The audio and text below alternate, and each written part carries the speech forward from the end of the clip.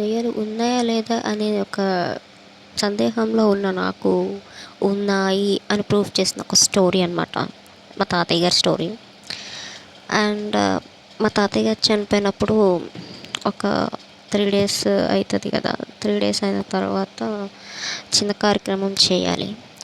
So చిన్న కార్యక్రమం చేసే రోజు జరిగింది ఇది ఇన్సిడెంట్. మా ఇంటికి చుట్టాలందరూ వచ్చారు. సో చుట్టాలందరూ వచ్చిన తర్వాత వాళ్ళ కిడ్స్ ఉంటారు కదా, వాళ్ళు ఆడుకుంటున్నారు అనమాట.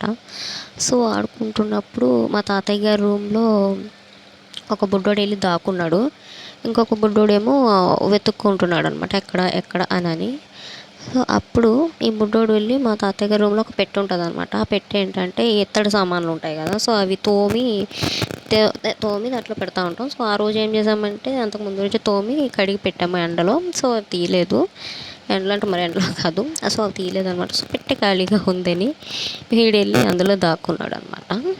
సో 3rd day చేయడానికి మేము అన్నీ సెట్ చేసుకున్నాం. భోజనాలకి అక్కడ ప్రిపేర్ చేస్తూ ఉన్నారనమాట. అక్కడ ప్రిపేర్ చేస్తున్నారు.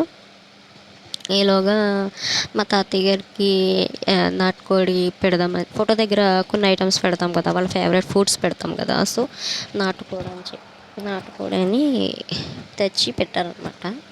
మా నాన్నగారేమో మా తాతయ్య గారు రూమ్లోకి వెళ్ళి ఈ కోడిని తాతయ్యకి చూపిద్దామని, అంటే ఫోటోకి అనమాట.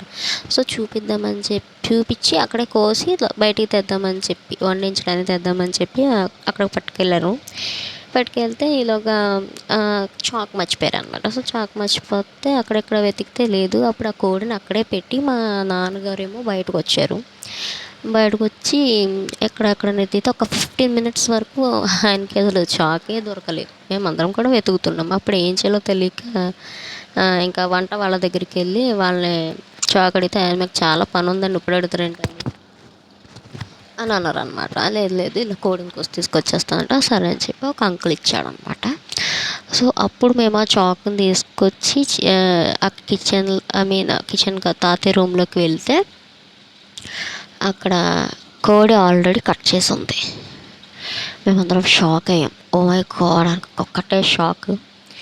అప్పుడు ఈలోగా ఇంకొక పిల్లోడు వచ్చి అంకుల్ వాడు కనిపించట్లేదు, ఎక్కడ దాక్కున్నాడో తెలియట్లేదు అని చెప్పి ఇలా అనేటప్పటికీ అవునా అని చెప్పి మేము అనుకుంటుంటే ఈ పెట్టెలోంచి ఆడు డింగుమని లేచి ఒక్కటే ఏడుపు అనమాట.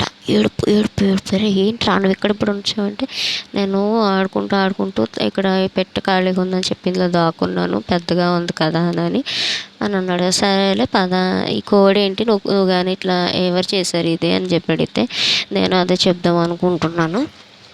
యాక్చువల్గా నేను అది చూసి పడిపోయాను, కళ్ళు తిరిగి నాకు ఇప్పుడే స్పృహ వచ్చిందని చెప్పి వాడు చెప్పాడు. ఏం జరిగిందిరా అంతలాగానంటే, నేను దాక్కున్నాను కదా, సో ఈ రూమ్లో ఎవరు లేరు అనుకున్నారో ఏమో, గాలిలోనే కోడి లేచింది.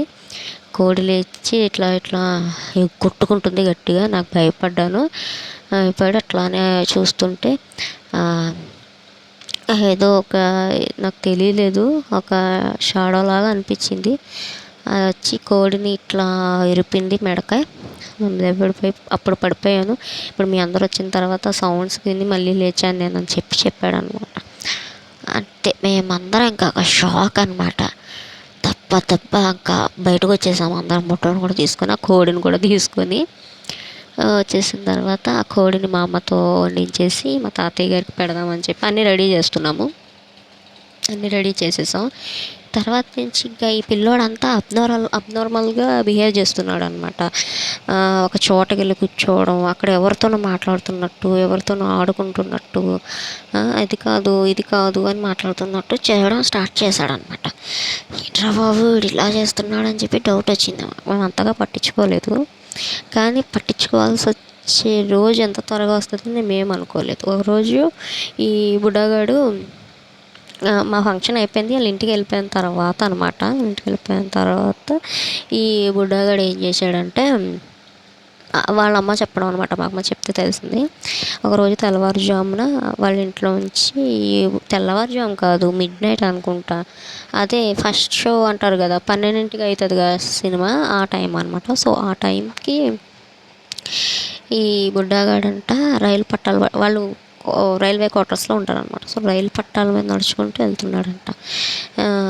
చాలా ఇదిగా వెళ్తుంటే ఈ ఫస్ట్ షో చూసేసి వచ్చిన వాళ్ళందరూ ఏరే ఏరే అయ్యి షావుకార్ గారు అబ్బాయి ఇదేంటి ఇటు వెళ్తున్నాడు అని చెప్పి వాడిని ఆపితే లేదు లేదు మా డాడీ అటు వెళ్తున్నాడు నన్ను రమ్మన్నాడు అని చెప్పి ఓ తుర్రమని వెళ్ళిపోతున్నాడు అంట. ఒరే అక్కడ ఎవరో లేరు ఇట్రా నేను మీ డాడీ చెప్తాను అని చెప్పి ఇట్లా ఇట్లా ఊపేటప్పటికి నార్మల్ అయ్యి నేనేంటి ఇక్కడ ఉన్నాను అన్నాడంట.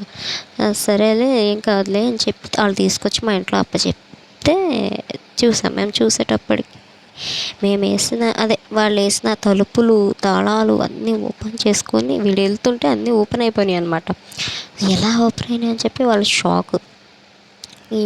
ఇప్పుడు మళ్ళీ అడిగాం ఏమైందిరా అంటే నాకు తెలీదు, నేను కళ్ళు తెరిచేటప్పటికి నేను అక్కడ ఉన్నాను, రైల్వే ట్రాక్ పైన ఉన్నాను, వీళ్ళు ఎవరో తీసుకొచ్చారు అని చెప్పి వాడు చెప్తున్నాడు అనమాట. ఏం జరిగిందబ్బా అని చెప్పి ఇంకా మేము అసలు ఒక్కటే షాక్ మేమందరం. అప్పుడు ఇంకా పిల్లోడు భయపడిపోవడం కానీ అవి ఇవి కానీ ఇంకా వింత వింతగా చేయడం.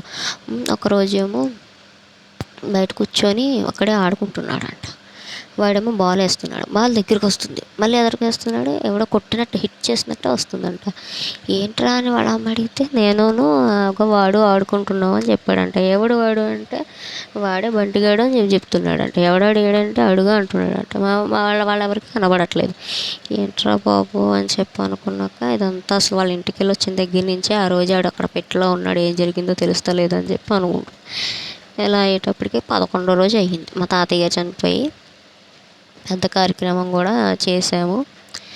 ఆ రోజు నైట్ మా తాతయ్య గారు మా నాన్నగారు కల్లోకి వచ్చి అరే నాన్న నేను ఇంకా వెళ్ళిపోతున్నాను, మొన్నటిదాకా ఆడుతూ ఉన్నాను, ఆడు నన్ను చూశాడు కదా మరి అందుకే ఇంకా ఆడితో ఫ్రెండ్షిప్ చేశాను అని చెప్పాడంట. మాకెవరికీ కనపడలేదు అనమాట. సో అలా వెళ్ళిన తర్వాత ఇంకా ఆ రోజు కోడిని నేనే కోసాను. అదే కోయడం అంటే దాని మెడక ఇరపడం అనమాట. ఇరుపుకొని తిందాం అనుకున్నాను కానీ నా కోడలు చేతి రుచి చూద్దామని చెప్పి నేను ఇంకా దాన్ని తినలేదు. వండింది చాలా బాగుంది, ఇంక నేను వెళ్ళిపోతున్నాను నాన్న అని చెప్పి మా నాన్నగారి కల్లో చెప్పారంట.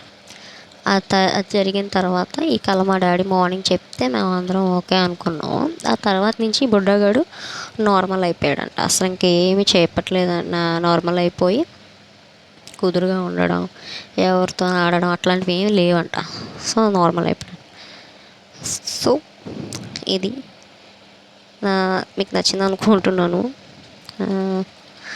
లైక్ చేయండి, కొత్తగా ఎవరైనా వస్తే సబ్స్క్రైబ్ చేయండి. స్టోరీ నచ్చితే లైక్ చేయడం మాత్రం మర్చిపోకండి.